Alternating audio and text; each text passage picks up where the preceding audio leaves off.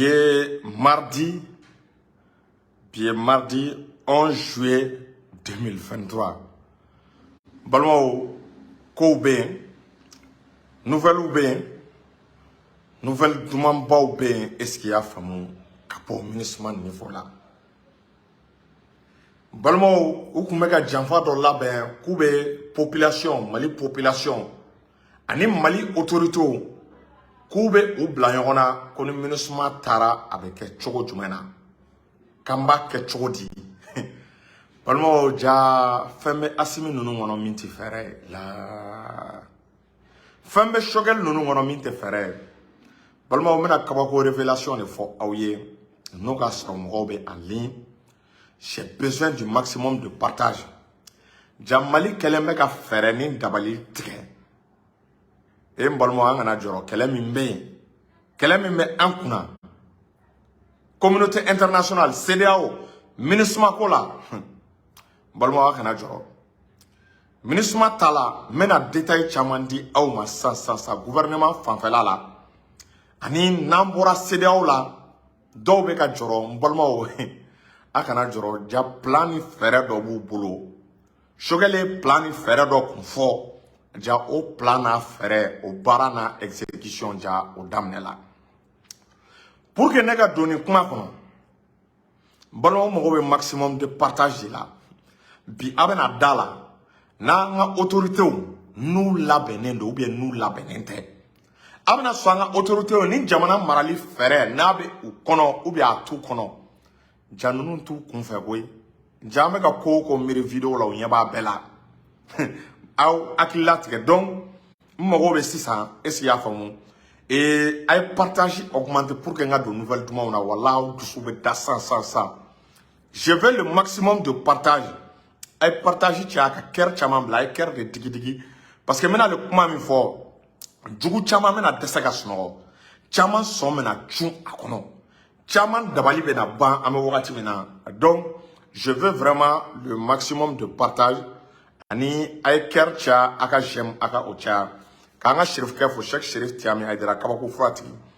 ala shérif ke so kabako fra la fra mununa ka impana ba de ma tension diabète furu dimi rendimi ko dimi shérif ke ka numéro 75 64 10 10 75 64 10 10 kanga kutubu nanga wali fo shagula sanakane belebele avec se ko ateta te mokochi Koko na gelara wuli be ke ka kutubu segare na kutubu fo ame Sheikh Salah fo kanjalo ale de faye segu dauda kanjalo fo yan fo tuba kura murkeni ala to sigelo na ka kuma mancha me ka numéro di mo ma inbox la o temele ngo ka mouvement victoire gloire tourner be fo président segu tumara gilla jo ka se mas nunu ma sakuna ka chew jala koroji pensoba ka o ka se modina ka chedo ma ka bon u be ka fo libia ay partage augmenter pour que anga do vidéo kono ou kana anga vidéo signaler o temele ngo anga foli be se joma tuguni e ka abonné befo mo munu meka andeme est-ce qu'il y a famu alisa ko mo ga continuer parce que studio ko million damado do ni munu sekera fon ka andeme parce que ante fa ka war kolo mena vraiment war no gole ante do dakolo fa akera caméra akera photo yi akera projecteur ou akera micro yo et même se ka demo de mege vraiment ni ande ma bidjan de mebe ke ni un numéro do bla mo se wa de mego la 77 67 0017 77 67 0017 donc ka mo akli ci do be ka de me kan mais al sa me fe ka tayri tum na mo soro folo donc je pense que amenanda do anga sujet là mbolmo ibado ministre ma ka tagali ou bien ministre barakela munu be Mali la ni malien do nu taleno ministre de be ka do u chaman kunako akli wuli kono lu tara sisa kanga mo munu be barala ku bena fantanya ko warte na kuku ku chama mena ta chômage la ko en même temps iba e kafo ko Mali état tenacé au koro donc a olushu ku bla Mali autorité la ka olushu ku lamuruti en même temps mo munu nga so be location na société munu fene be ka balo ministre la iba ye ka fo ministre ko be ka pression ke avec un lavage de cerveau que malien nous kuna abugu akli chama akli munu ka ira ko no lutara ko be ka warne saramenta ko c'est fini ko Mali état magotura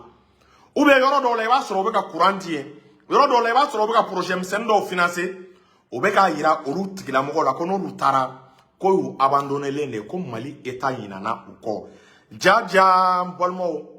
aba kalama ko plan do be asimi nunungula be san flabo ministre ka tagali ministre départ ja be qu'on préparer les no depuis plus de 2 ans mogo timindo au-delà depuis plus de 2 ans Mali a accéléré na klibala et yoro mina be fo ma ko kuma taxi Mali telia ka kuma taxi lawuli kuma taxi mana lawuli sisa kuma taxi se ka malien bade ne bo chômage la malien chama mana bo ministre la kuma taxi se ka olu absorber jaja ni fere ni plan mais asime bolo o temelengo Mali a accéléré en chemin de fer no ya nga terrain stray Mali a accéléré ka nga terrain lawuli koni terrain willa chemin de fer wulle abna bara soro da di malien bade ne ma population mena soro anga mogo munu be ministre la fene iba e ka fo kolu fene be na lafia olu chama fene be na bara soro est-ce qu'il y a famu aska sababu ke terrain mena wulili minge o temelengo Mali anga aéroport bosi tubabu la anga aéroport Mali a mena tubabu la donc o menele tubabu la malien chama ne be na les recruter tuguni aéroport niveau là non seulement malien gansa on be na recruter mais anga malien munu be ka bara ke ministre la olu be be na recruter o temelengo tuguni Mali e fera jumen tige tuguni iba ya be fanga soba mi manga fura glan soba mi be ni usine kundo Moussa Traoré a blasenga na be fama UMPP usine malienne des produits pharmaceutiques ko ganga fura ko noga asimi telia ani sugar telia est-ce qu'il y a famu ko bara ou blasenga pour que ni mogo bora ministre la est-ce qu'il y a famu ou se ka tani barake horo nuna Mali fonction publique be Mali armée be ore senfa kunu asimi wiye noti dobo ko Mali kono ko mogo be ka barake ministre la akera che akera muso akera société fembe na be malien togola o be ka barake ministre ka compte la kuku telia ku semba bribri abe fo yoro mi ma ANP est-ce qu'il y a famu no agence nationale pour l'emploi no de charger le no ga bara yini ngadi malien ma ANP ko be de ki telia 100 malien fembe be ministre la ki telia ka bulkata est-ce qu'il y a famu i inscrit ANP la ikera che ikera muso ikera ministre ka fonctionnaire ki ka bulkata ANP be yoro akera kidali o ANP yoro munu be kidal ANP yoro munu be menaka Bamako kai segu fo kidal ko malien be ki telia kata ire inscrit ye est-ce qu'il y a famu munu kume ministre la ko ni beta iniga contrat copie kata asimingo ko ministre kata kale be bara di ministre mo be bara la a che a wulu a grebu asimingo ka be bara di bema malien ayaw akilat kaka u daga sunogo mbolmo shogel na ka gouvernement kele mega plan ni fere do latike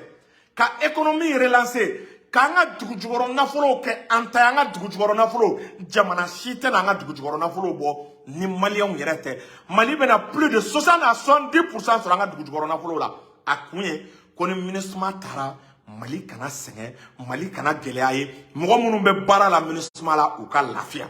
parce que réalité mune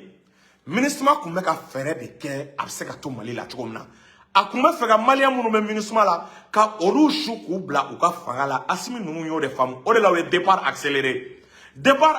ko malien kana joro est-ce qu'il y a famu ani ambe ka boa kalama ministre te fekata ministre ni seda o de be janvala ko nama ya ko ministre be ke taga fin ko ka ministre ka soldat ou yelema ka to kura dula ku bla seda o ka compte la ku to Mali la jagwe ala oni ala ne kra cham se kan ske kan lay donc option mimbe u bolo iba seda o konala ku ga plus de 5000 personnes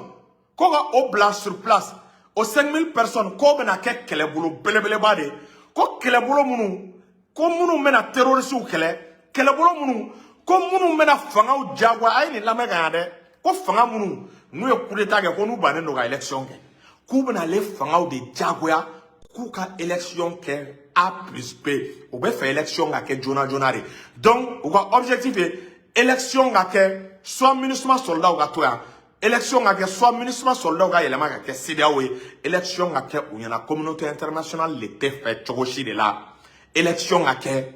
est-ce qu'il y a comme kasoro ale ka force ou te mali jamana kono o ba yira ka fo même une fois wallahi namara bu kono nan sona nunu nga toa o be kele wuli anga jamana la nan sona nunu nga toa o be guerre civile wuli anga jamana la nan sona nunu nga toa mbalmo we fere minga ka Ivoire ka guerre civile wuli ka Alassane Gbagbo ka kola tula nan sona nunu nga toa scénario Alassane Gbagbo wallahi wa kanga jamana kono ore la nga autorité o kanga fere jumene ke ka force de o mo yede est-ce qu'il y a comme tant que force internationale be Mali la Mali te élection ke ama o ka résolution na ko lu na force min lawuli est-ce qu'il y a comme ko force ko ka président Diagoya munu ye coup d'état ke ku ka est-ce qu'il y a comme élection organisée Diagoya la on nous fo bunu kanto dona na taula ko way ko Assimi nunu shi kana présenter ima Umaro Embalo Sissoco o ko Assimi kana présenter qu'elle était fait personnellement ko ale kelenga akilna qu'elle était fait Assimi nga présenter ko ni Assimi présentera mbolmo ko chema parce que c'est là où be strana fin de rien ou ba fo ko ni élection kera ka Assimi nunu to fangala Assimi ngi présenter saragata la beba do Assimi metema machitani mo ko che quoi donc ni Assimi temena mune bege Assimi tena koji a sedao la Assimi tena sera sedao yen Assimi tena koto sedao tala parce que Assimi aga peuple ba fait aga peuple galen wala iba e ka fo Assimi mena bara de ke ka fere sugu bege sedao est-ce qu'il y a famu Assimi nga akilna nyona be se ka chia sedao jamana o konnala parce que jamana o bugu nyamada de ka lay na nyana Mali bolo anyana Burkina bolo abe songa ke Niger de comme ngara Mali la avec Niger avec Côte d'Ivoire Saragatala avec Tchad Saragatala ali Nigeria kelengele avec parce que al sa Nigeria be ato britannique no lube otara Nigeria be oluka influence konnala donc anyebu ka janfa no ka fere tele la amore konnala anyebe ko Mauritanie fene o ma fara o ka janfa la ko Mauritanie be fait est-ce qu'il y a famu be fait ka Mali do ka dare fait ko Mauritanie me ka demander ko Mali ka sigi G5 Sahel la G5 Sahel min tesera ka terrorisme kele G5 Sahel min tesera la zone des 3 frontières ka insécuriser Mauritanie yere kele ama del ka terrorisme min ka di Mali ma ani armée malienne ma del ka opération ngeen yo fait de tout le temps terrorisme ko me bo Mauritanie ne ka do Mali la on ko Mauritanie ne be ka demander ko Mali ka sigi G5 Sahel la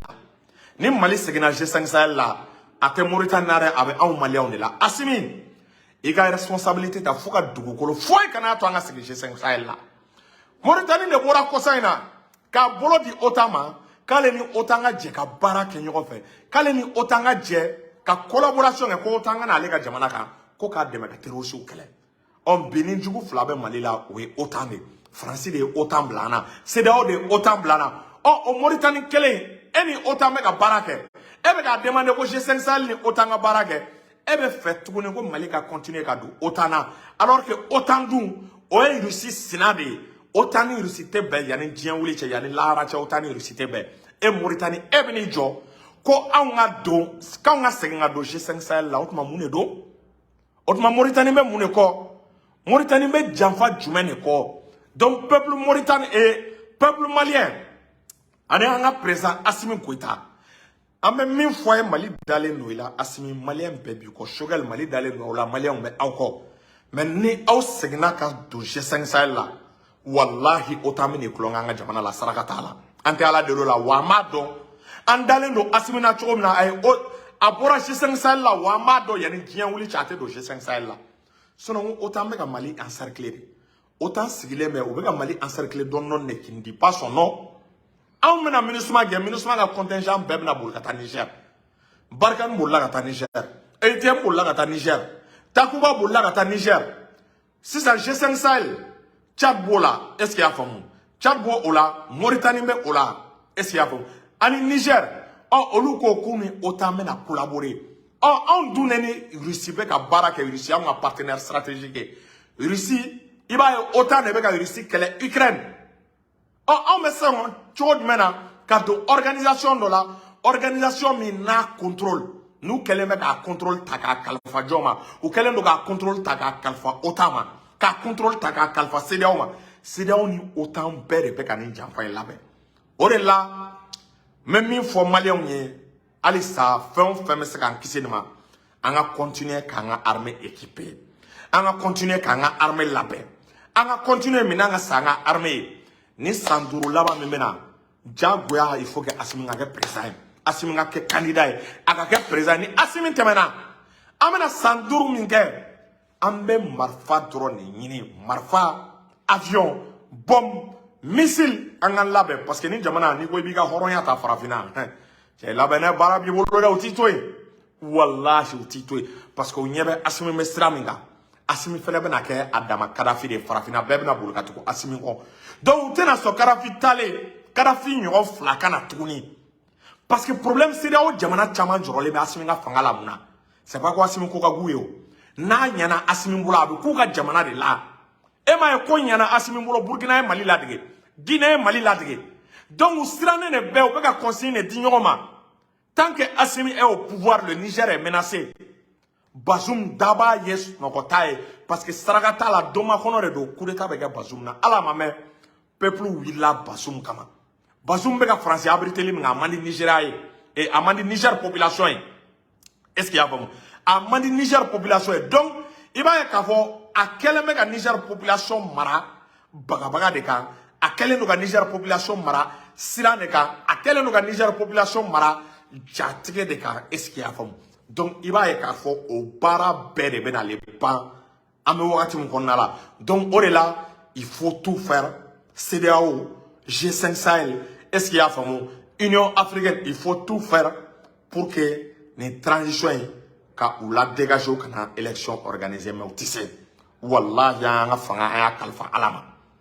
kalfa alama wa manma munu manga jamana la Cheikhou Lassana Kane Ashrafu Sharafa nunu on a nyona chama est-ce qu'il y a pas mou Cheikh Sala Kandialo nunu est-ce qu'il y a pas mou olu na nyona chama